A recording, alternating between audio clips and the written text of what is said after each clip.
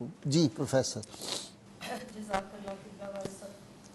بسم اللہ الرحمن الرحیم اللہم صلی علی سیدنا و مولانا محمد و علی آلہ و صحبہ و بارک وسلم۔ قبلہ غازی صاحب، آپ کے لیے میں نے ایک شعر لکھا تھا کہ اتنی جرت سے کون بولے گا آپ کو میری عمر لگ جائے۔ آج میں اس شعر میں ترمیم کے ساتھ آپ کو دعا دیتی ہوں کہ اتنی جرت سے کون بولے گا آپ کو عمر خضر مل جائے۔ ہم گھروں میں بیٹھ کے خواتین تماشا دیکھ رہی ہیں کہ الرجال قوامون علی النساء کہنے والے 57 اسلامی ممالک کے حکمران کس نیند میں سو رہے ہیں، وہ کس بے حسی کا شکار ہیں۔ تو آپ نے جس جرت، غیرت دینی اور احساس امت کا مظاہرہ کیا، شکر الحمدللہ کوئی تو بولا، کسی نے تو اس ظلم کے خلاف آواز اٹھائی، ورنہ کل تک مجھے یوں لگتا تھا کہ میں سیدنا امام زین العابدین علیہ السلام کے ساتھ کوفہ میں کھڑی ہوں، جنہوں نے فرمایا تھا کہ مجھے یزیدیوں کی یزیدیت نے اتنی تکلیف نہیں پہنچائی جتنی کوفہ والوں کی خاموشی نے۔ اور جان لو کہ جب بھی کبھی کہیں ظلم ہو اور امت اس کے اوپر خاموش ہو تو وہ لوگ کوفی ہیں، وہ جگہ کوفہ ہے اور وہ رویہ کوفیانہ ہے۔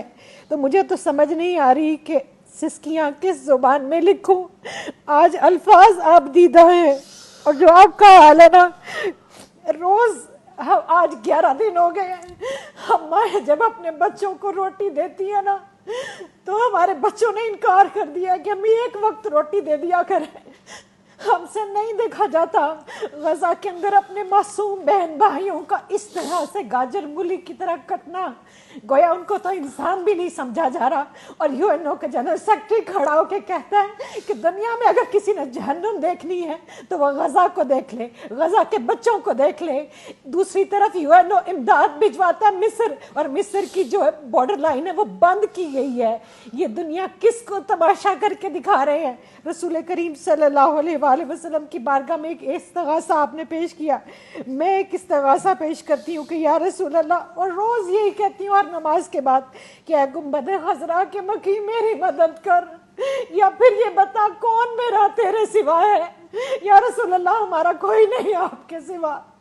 ہم اس دنیا میں تمام مردوں نے چوڑیاں پہن لی، غیرتیں اپنی بیچ چکے، اور آپ دیکھیے پاکستان کے اندر جس بے حسی کی آپ بات کر رہے ہیں، امراء سے لے کے عوام تک ان کی پروڈکٹس کو بھی اسی طرح خرید رہے ہیں، اور کوئی آواز بلند نہیں ہو رہی، کوئی بول نہیں رہا۔ اور قرآن کیا کہتا ہے؟ سورہ نساء کی آیت پیش کرنا چاہوں گی۔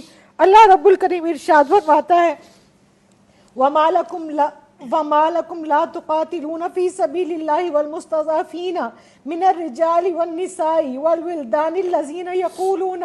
اور قبلہ غازی صاحب، جب میں یہاں پہنچتی ہوں میرا کلیجہ پھٹ جاتا ہے۔ اللہ فرماتا ہے ربنا اخرجنا من هذه القرية الظالم اهلها وَاجْعَلْ لَنَا مِن لَّدُنْكَ وَلِيًّا وَاجْعَلْ لَنَا مِن لَّدُنْكَ نَصِيرًا۔ اور اللہ جھنجھوڑ کے پوچھتا ہے کہ اور تمہیں کیا ہو گیا ہے کہ تم اللہ کی راہ میں لڑتے نہیں؟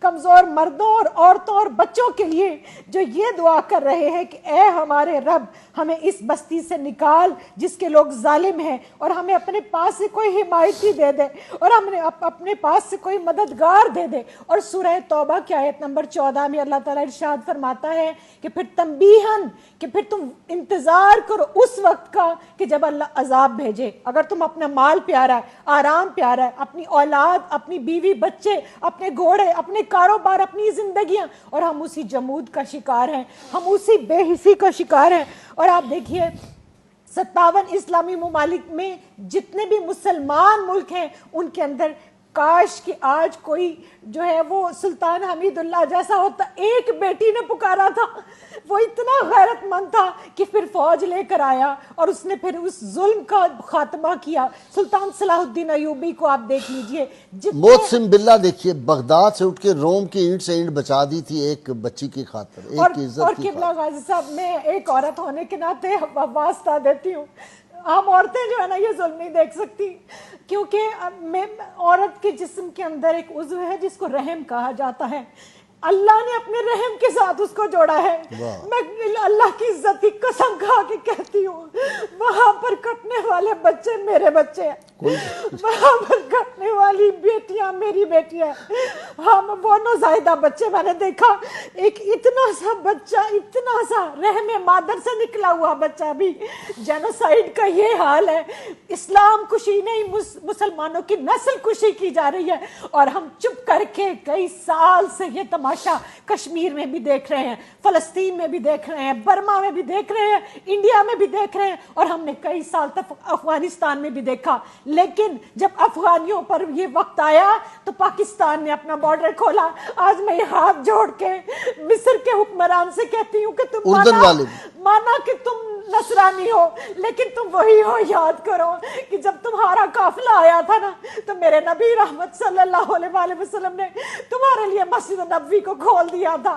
خدا کے لیے ان کو انسان سمجھو, یہ انسان ہے, یہ انسانوں کی اولادیں ہیں, یہ ہمارے بچے ہیں. تم جانوروں سے پیار کرنے والے ہو نا, تم ہیومن رائٹس کی بات کرتے ہو نا, کس ہیومن رائٹ کی بات کرتے ہیں؟ کم از کم ان کو انسان سمجھ لے. اور یہ جو وہاں پر غزہ کے اندر اجتماعی قبریں بنائی جا رہی ہیں اور ان کو جو جلا وطن کیا جا رہا ہے, اصل میں تو یہ ان کا وطن تھا. وہ وطن چھوڑ کر کہاں جائیں؟ تو یا رسول اللہ انظر حالنا, میں تو اتنا ہی کہوں گی, یا حبیب اللہ اسمع قولنا. اور وہ لوگ جو حضور غوث الاعظم کو مانتے ہیں وہ حضور غوث الاعظم جیلانی کا جہاد بھی یاد کریں. آج یہ امت جس وہن کی آپ نے بات کی, یہ کیوں وہن زدہ ہو گئی؟ ان کی تلواروں کو کیوں زنگ لگ گیا؟ یہ ظلم کے خلاف آواز بھی نہیں اٹھاتے. چلے میں اور آپ تلوار لے کر نہیں نکل سکتے, ایک ریاست کا کام ہے کہ وہ نکلے, لیکن ہم آواز تو بلند کریں. آج تمام سوشل میڈیا کے اکاؤنٹس بند کر دیے جاتے ہیں جہاں فلسطین کی بات ہوتی ہے. لاکھوں کی تعداد میں پوسٹ کو ڈیلیٹ کیا جا رہا ہے. ہمارے پاس ہے کیا؟